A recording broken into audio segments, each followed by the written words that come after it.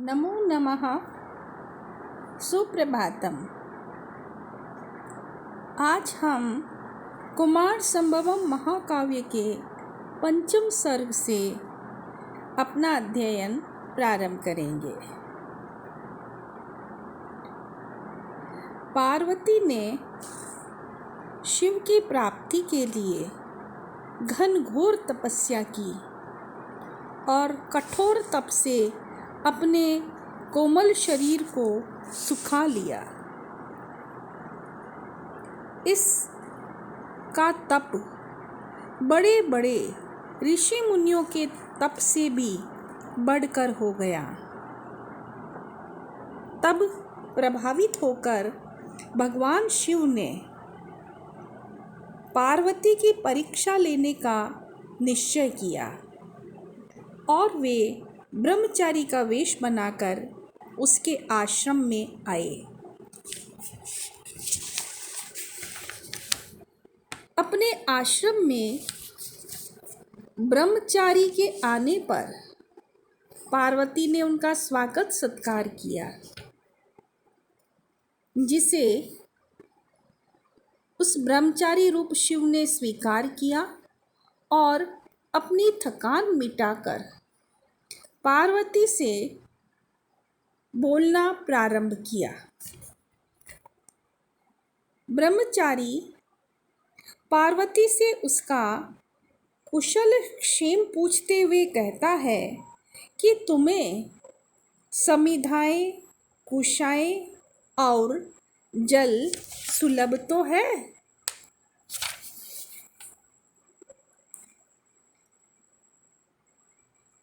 अपि क्रियार्थं सुलभं समित कुशं जलान्यपि स्नान विधि क्षमाणि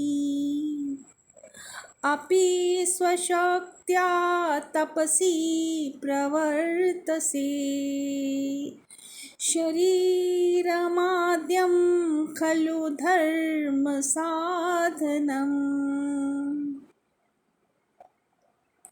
ब्रह्मचारी पार्वती से प्रश्न पूछता है कि क्रिया अर्थम हवन इत्यादि क्रियाओं के लिए समित कुशम समिधाएं और कुशाएं सुलभम अपि क्या सुलभ है। हे पार्वती, कि हवन इत्यादि क्रियाओं के लिए समिधा और कुश जिसे डाब भी कहते हैं, वो सुलभ है कि नहीं। जलानि ते स्नान विधि क्षमाणि अपि, और जो स्नान जल हैं, जलानी जो जल हैं, स्नान विधि क्षमाणि तुम्हारे स्नान क्रिया के योग्य हैं कि नहीं। स्वशक्त्या अपनी शक्ति के अनुरूप तपसी प्रवर्तसे अपि क्या तुम तपस्या में प्रवृत्त हो रही हो।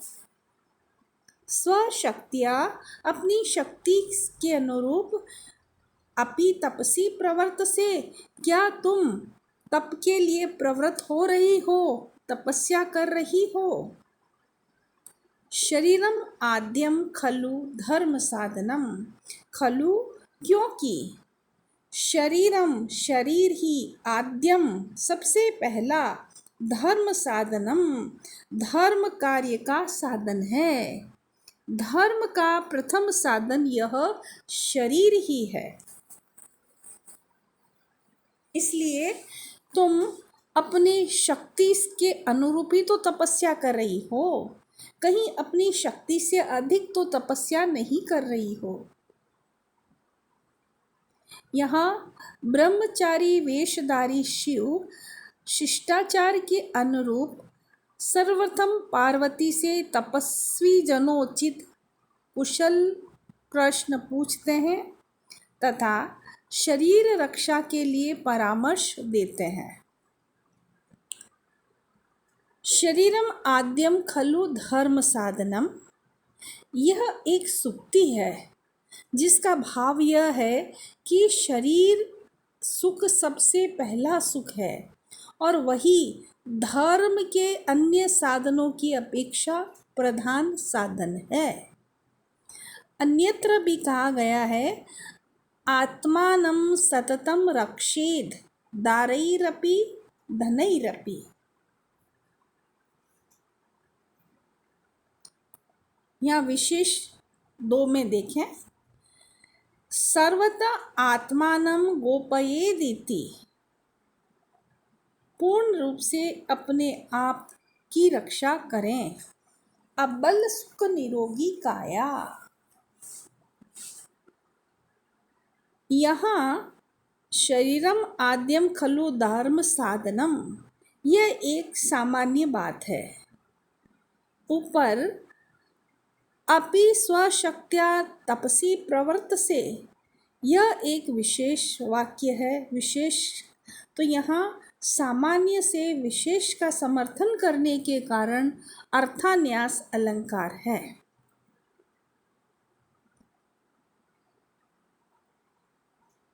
व्याकरण देखें, सुलभम सुपसर्ग लब धातु खल प्रत्यय।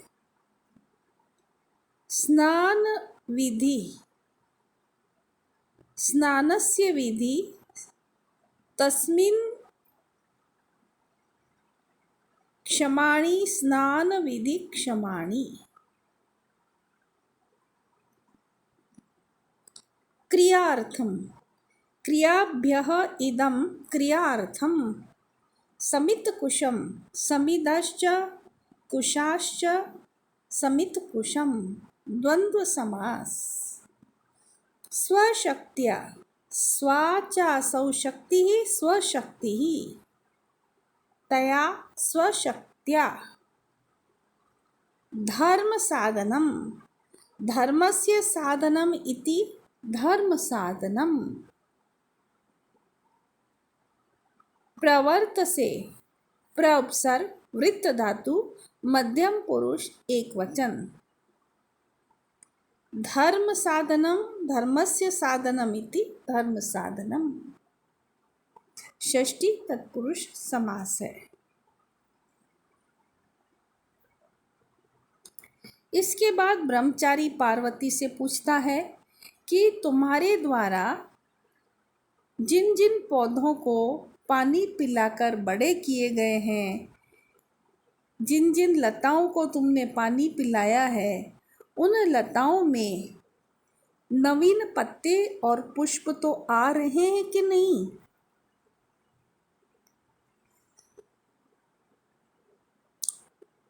अपि त्वदावर्जितवारि संवृतं प्रवालमासामनुबन्धि वीरुधाम्। चिरोज्झितालतकपाटलेन ते तुलां यदारोहति दन्तवाससा।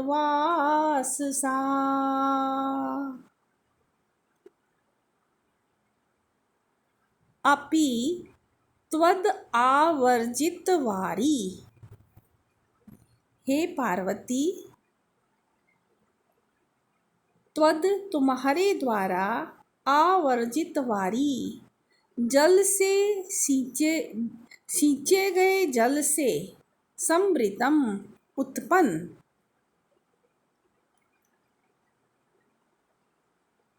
आसाम विरुधाम इन लताओं में, प्रवालम अनुबंधी इन लताओं में जो नए पल्लव हैं। प्रवालम का अर्थ है नवीन पल्लव, जो नए पल्लव हैं।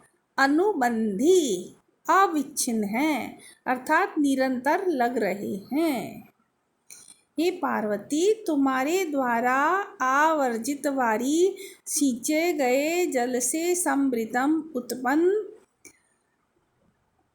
आसाम विरुधाम इन लताओं में प्रवालम अनुबंधी नव पल्लव तो निरंतर लग रहे हैं। चिरो उज्जिता अलक तक पाटलेन ते, और लंबे समय से जिन पल्लवों ने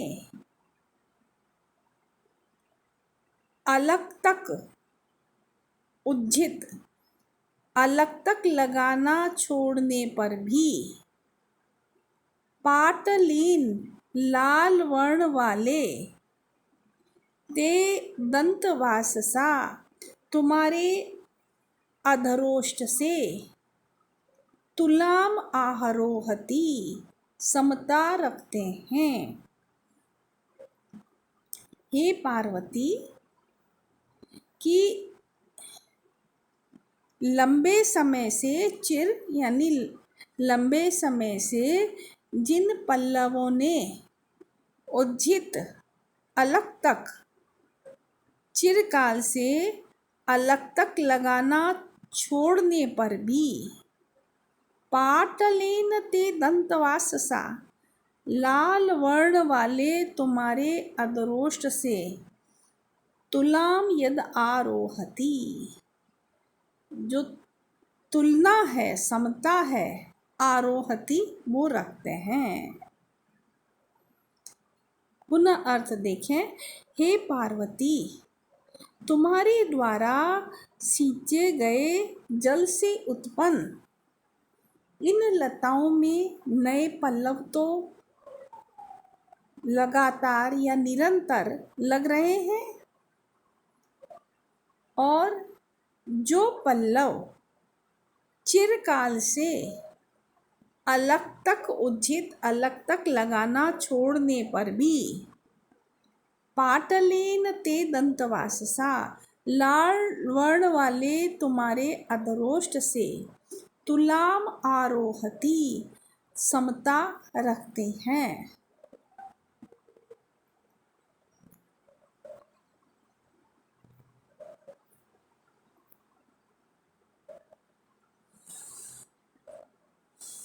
विशेष देखें।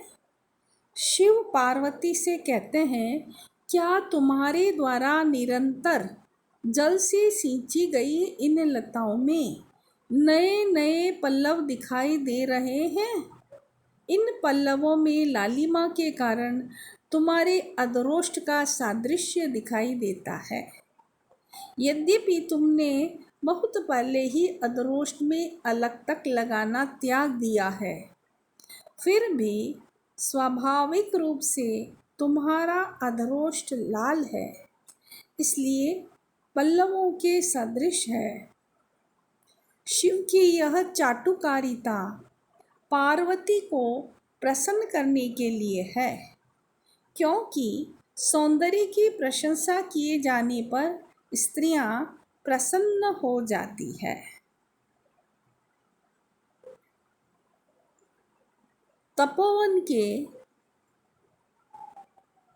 औषधि वनस्पतियों के विषय में प्रश्न करने के बाद तपोवन के जीव जंतुओं के विषय में ब्रह्मचारी प्रश्न करता है और पूछता है, किन आश्रम के हरिणों के मध्य तुम्हारा मन प्रसन्न तो है? अर्थात तुम्हारा मन इन हरिणों के मध्य लग गया है कि नहीं?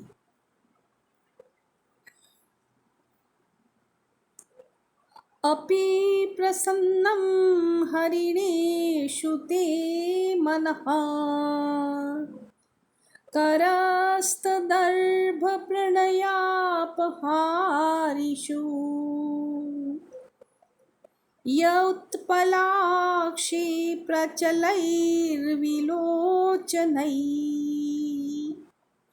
तवाक्षि सादृश्यमिव प्रयुञ्जते। हे पार्वती,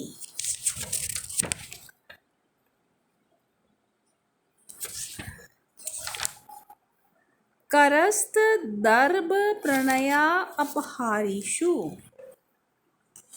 हाथ में विद्यमान जो दर्भ है, कुशाएं हैं, उनको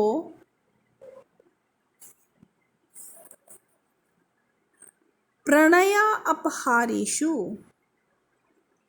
प्रेम के कारण ले जाने वाले, हरिणेषु हरिणों के विषय में, ते मनः प्रसन्नम अपि तुम्हारा मन प्रसन्न तो है।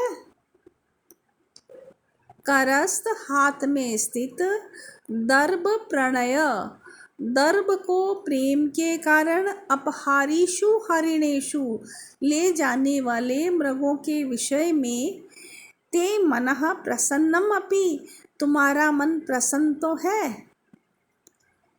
हे उत्पलाक्षी, हे कमल नयना, हे कमल जैसी आँखों वाली, प्रचलैर्विलोचनै चंचल नेत्रों के द्वारा, जो तुम्हारे चंचल नेत्र हैं,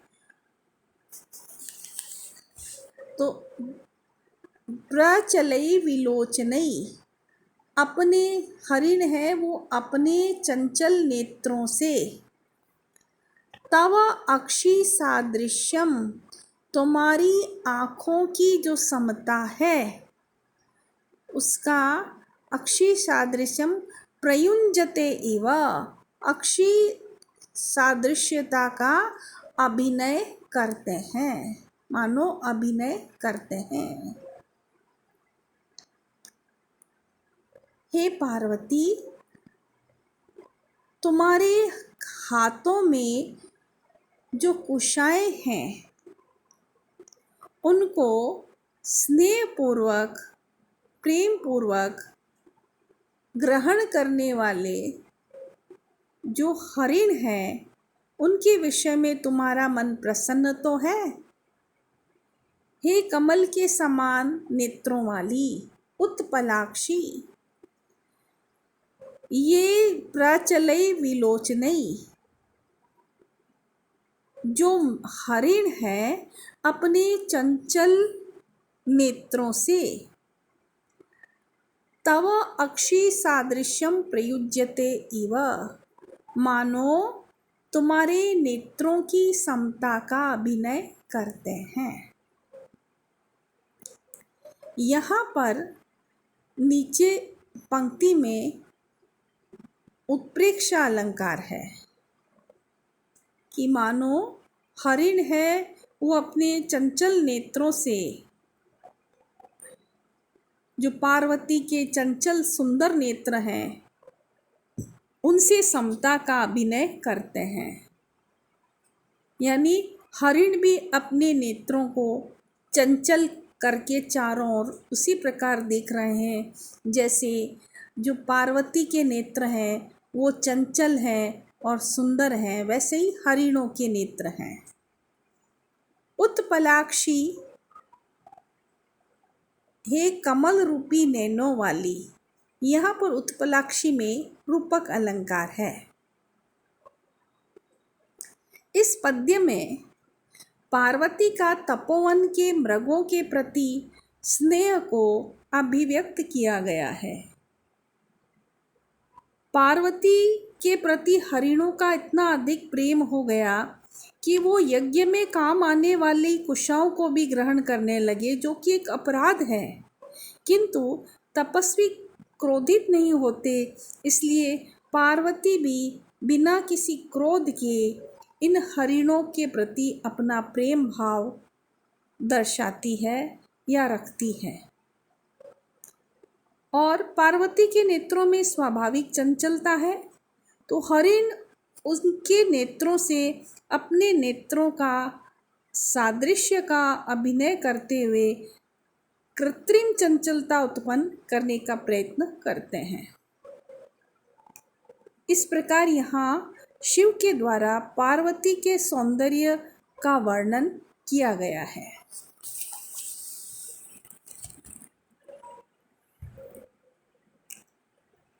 व्याकरण देखें।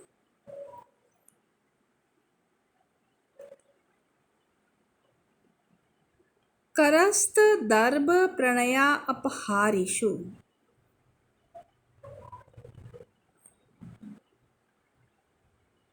करे तिष्ठन्ति इति करस्था ते च दर्भाः करस्तदर्भाः तान् प्रणयेन अपहरन्ति इति करस्तदर्भप्रणयापहारिणः तेषु करस्तदर्भप्रणयापहारिषु। या अन्य प्रकार से इसका व्याकरण का निर्वचन इस शब्द का करें तो हो जाएगा करे तिष्ठन्ति इति करस्ता करस्ताश्च ते दर्भा करस्तदर्भा तेषां प्रणयेन अपहारिषु। करस्त में देखिए कर उपपद है, स्था धातु कह प्रत्यय, अपहारिषु अप उपसर्ग री धातु णिनी प्रत्यय, सप्तमी विभक्ति बहुवचन। उत्पलाक्षी उत्पले इव अक्षिणी यस्याः सा उत्पलाक्षी तत्संबुद्धौ हे उत्पलाक्षी। उत्पलाक्षी में उत्पल उपपद है, अक्षी शब्द है, सप्तमी विभक्ति एक वचन। उत्पले इव अक्षिणी यस्याः सा तत् प्रचलै प्रकर्षेण चलानि प्रचलानि तै प्रचलै। अक्षी सादृश्यम् अक्षणोः सादृश्यम् अक्षी सादृश्यम् तत् अक्षी सादृश्यम्। करस्थ कर उपपद स्था धातु कह प्रत्यय, अपहारी अप उपसर्ग री धातु णिनी प्रत्यय, सादृश्यम सदृश और शय प्रत्यय। पार्वती से कुशल क्षेम समाचार पूछने के बाद पार्वती उसके रूप सौंदर्य और आचरण की प्रशंसा करता है। यदुच्यते पार्वती पापवृत्तये न रूपमित्यव्यभिचारि तद्वचः तथा हि ते शीलमुदारदर्शने तपस्विनामपि उपदेशतां गतम्।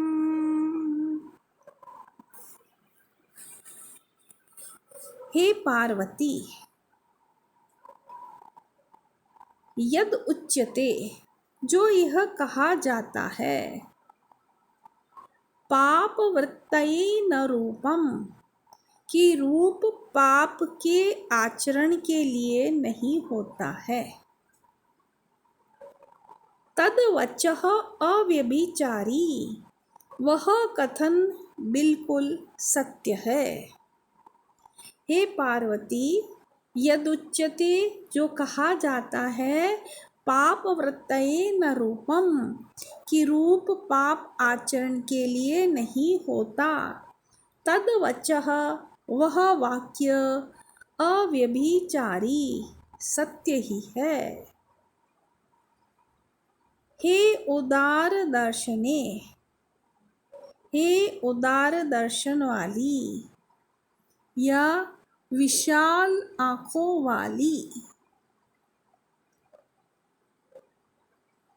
ते शीलम तुम्हारा चरित्र, तपस्वी नाम अपि उपदेशताम गतम तपस्वियों के लिए भी उपदेश देने वाला हो गया है। हे उदार दर्शने, हे उदार दर्शन वाली या विशाल आँखों वाली, ते शीलम, तुम्हारा शील चरित्र, तपस्वी नाम अपि, तपस्वियों के लिए भी, उपदेशताम गतम, उपदेश देने योग्य हो गया है। यहाँ शिव कहते हैं कि संसार में देखा जाता है कि किसी सुंदरी स्त्री को देखने पर पुरुष के मन में काम भाव जागृत हो जाता है, लेकिन यह सत्य नहीं है, क्योंकि रूप है वह पाप वृत्ति का कारण नहीं होता। यह जो कथन है वह पार्वती पर चरितार्थ होता है, क्योंकि पार्वती अत्यंत रूपशीला है और उसका जो चरित्र है वह तपस्वियों के लिए भी उपदेश योग्य हो गया है। तपस्वी भी उसके शील से, चरित्र से शिक्षा ग्रहण कर रहे हैं। जो वयोवृद्ध तपस्वी हैं वे भी पार्वती के दर्शन के लिए आ रहे हैं।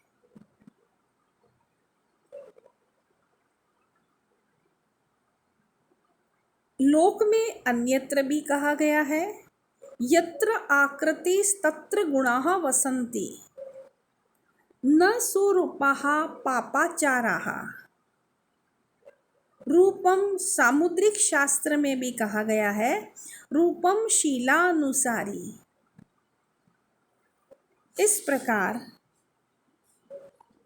पार्वती से प्रश्न पूछते हुए अथवा उसका मनोविनोद करते हुए शिव उसके हृदय में प्रवेश करने के बाद उसके आंतरिक भावों को आगे जानने का प्रयास करेंगे।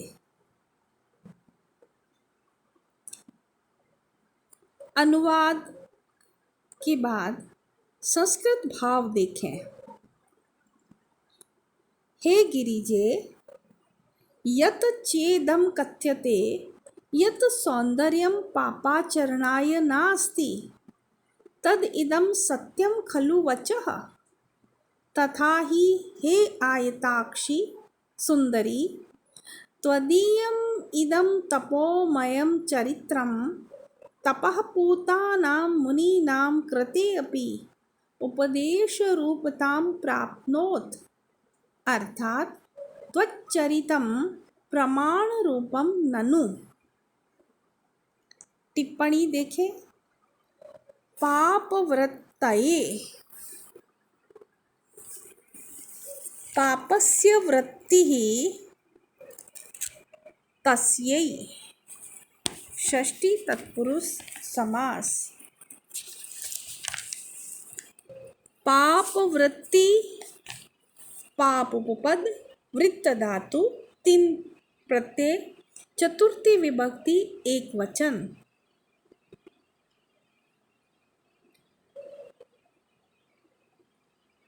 उच्यते ब्रू धातु, कर्मवाच्य, लट लकार प्रथम पुरुष एक वचन।